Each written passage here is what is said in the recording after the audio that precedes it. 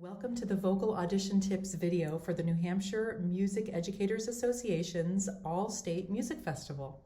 I'm Deborah Rentz-Moore, Artist in Residence in Voice at the University of New Hampshire, Durham.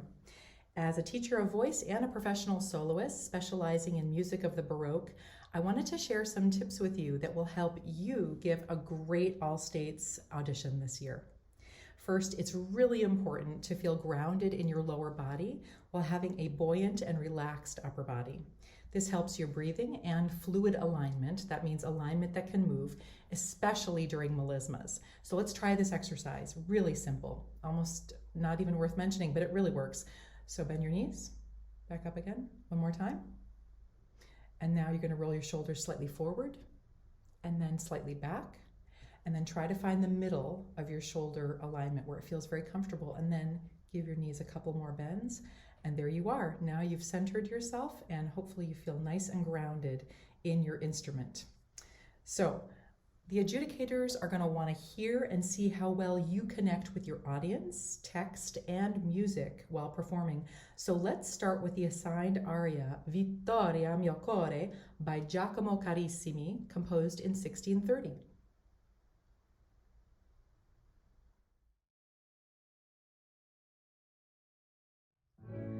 Vittoria, Vittoria, Vittoria, Vittoria, mio cuore, non lagrimar più,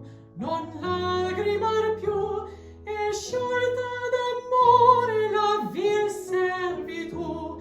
Vittoria, Vittoria, mio cuore, non lagrimar più, e sciolta d'amore la vil servitù. E sciolta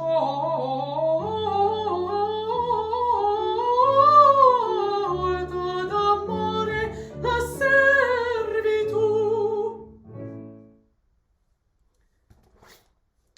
You may not be fluent in Italian, but never fear, because this anthology you're using contains so many fantastic resources that will help you prepare your aria. In addition to the score and the CD accompaniment, you have a page full of historical background and performance practice info, lyric diction for pronunciation, and both literal and poetic translations. So the work is almost done for you. 3 things you need to think about before you prepare the notes are text, the form of the piece, and performance practice of the time in which it was written. Let's start with the first one, text. Before you even learn the notes, try this method. First, read the idiomatic translation at least 2 times. This can be found at the bottom of the page underneath the score. Second, read the Italian or IPA, International Phonetic Alphabet, 3 times. So in Italian lyric diction, we need to pay special attention to the following: pure vowels, and that means no diphthongs at the end of any single written vowel. Doubled consonants, which get a brief stoppage of sound when you say or sing them. Open and close vowels, and stressed or unstressed syllables. And I'm going to show you some IPA symbols for open and close E. So this is an open E, closed E, open O, closed O, O. Okay? Those are sounds you'll be making in Italian. We also want to pay attention to creating a dental T sound. Instead of a T, like we would say in American English, we're going to say th. So the tip of the tongue is slightly behind the upper front teeth, and there's not a huge explanation of air at all. Not T, but th. Okay? Now I'm going to read the text for you once so you can hear what it sounds like. Vittoria mio core, non lagrimar più, e sciolta d'amore la vil servitù. Già l'empia tuoi danni fra stuolo di sguardi, con vezzi bugiardi dispose gli inganni, le frodi, l'affanni, non hanno più loco. Del crudo suo fuoco è spento l'ardore. Vittoria mio core, non lagrimar più, e sciolta d'amore la vil servitù. When I read that, did you notice that I repeated the first section of text at the end? This returning text and melody is called a refrain, or in the Italian Baroque, ritornello. This creates a sandwich with the first verse, which is also called a stanza or a strophe. And if we were going to map out this song's form, we would call it A, B, A prime. So A is the refrain, B is the stanza, and A prime is the shortened refrain.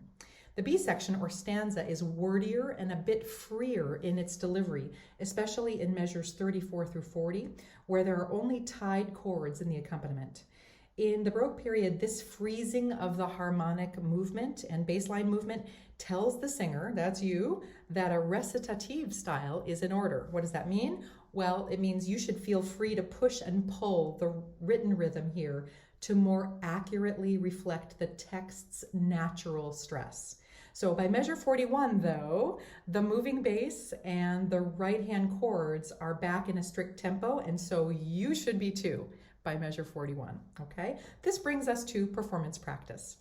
When that refrain or ritornello comes back at the end of the aria, do you think we're going to sing it the same way as we did the first time? No, not in the Baroque period. So repeated ritornelli are perfect opportunities for ornamentation or embellishment. Now, before your eyes start to glaze over, let's give a practical short list of what ornaments are or can be in an aria that has a repeated section like this one. So first, dynamic ornaments. So that means a crescendo or a crescendo decrescendo, otherwise known as a messa di voce. Also diminuendo. So those are the dynamic ornaments. Second, melodic ornamentation, where you take a larger interval and you fill it in with smaller, faster intervals. Some people call this diminutions. And a great example of this is measure 22 and 23. It's the composer's written out melodic ornamentation of measure 12 and 13, which is kind of cool. So you kind of see where he's coming from and what kind of ornaments he might find acceptable or might have found acceptable. The third type of ornamentation is rhythmic. That's where you can interpolate dotted figures. Like you could do this in measure 86, for example. You could dot those figures, giving it a slightly different flavor than the first time you sang it. And finally, cadential ornaments. Those are ornaments that happen at a cadence. Most people are pretty familiar with these. We have a trillo, gruppo, and a mordent. So one of the mistakes that people often make is people do mordents automatically if they haven't done a lot of trilling. Mordents start from the note and then go to the upper neighbor. Usually in the Baroque period, you are going to want to start from the note above the written note. So you're going to do an appoggiatura from the note above and then trill. So servitu. You want to start from the note above. That's really important. The bottom line with ornaments, less is more. And if you feel awkward doing an ornament or it feels really fake to you, leave it out. When in doubt, leave it out. And if you do ornament, fully commit to the one that you're choosing to do. Don't back off of it. Don't apologize. Sing it with commitment and conviction.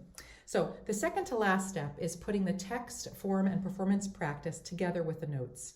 Pay special attention to stressed and unstressed syllables.